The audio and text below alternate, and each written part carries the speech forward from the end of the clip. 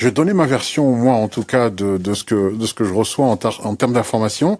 C'est que des personnes disent, je comprends pas, je suis gentil ou gentil, je suis sympa, je suis aimable, j'aide quand je peux aider, et pour autant, il m'arrive des saloperies et des personnes que j'ai aidées qui, eux, n'aident personne, ou des gens qui manquent de générosité et de cœur, tout a l'air d'aller.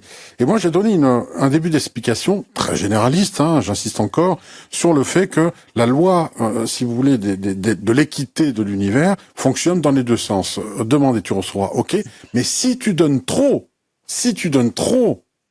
à un moment donné, on te punit aussi parce que tu ne te respectes pas. J'aimerais avoir ta vision là-dessus. Mais c'est fou, on est connecté, mais alors c'est exactement ce que j'allais dire et je vais compléter ce que tu vas dire.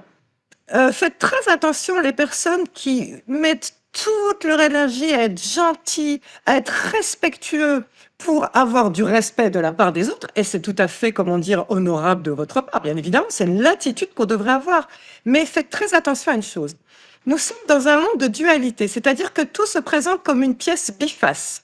Donc vous travaillez sur le côté gentil, gentil, mais si vous focalisez trop votre esprit dessus, c'est-à-dire que dans un tas de pièces de dualité de notre monde, où il y a aussi chaud, froid, haut, bas, gros, maigre, petit, grand, tout ça, vous avez choisi de tirer la pièce gentil, agressif.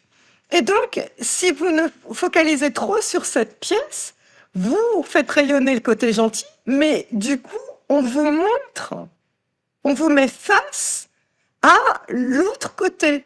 Et donc, pour que ça ne vous arrive plus, il faut remettre la pièce dans le sac. Ce que je veux dire, c'est, oui, je suis gentille, mais justement, comme tu disais, Didier, je me respecte et je n'attends rien des autres. Parce que tant que vous attendez de la gentillesse des autres et du respect des autres, ça veut dire que vous avez tiré la pièce et vous montrez cette face-là en disant, je veux que cette face. Mais c'est faux. Quand on travaille sur un sujet, l'univers vous envoie toujours les deux faces.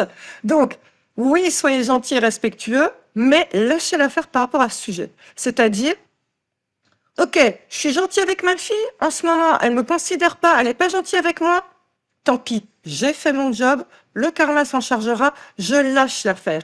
Parce que si on passe son temps à se dire, pourquoi elle me parle comme ça, alors que je suis gentil avec elle, souvenez-vous que vous avez tiré la pièce du sac et que vous êtes comme ça en train de regarder cette pièce et en train de regarder une seule face en disant, pourquoi je n'arrive pas à avoir que cette face? Mais vous avez une pièce, forcément l'univers, il vous montre les deux faces. Ben oui, donc on en revient à cela, être guerrier. Hein. Ouais. Mais attention, guerrier de lumière.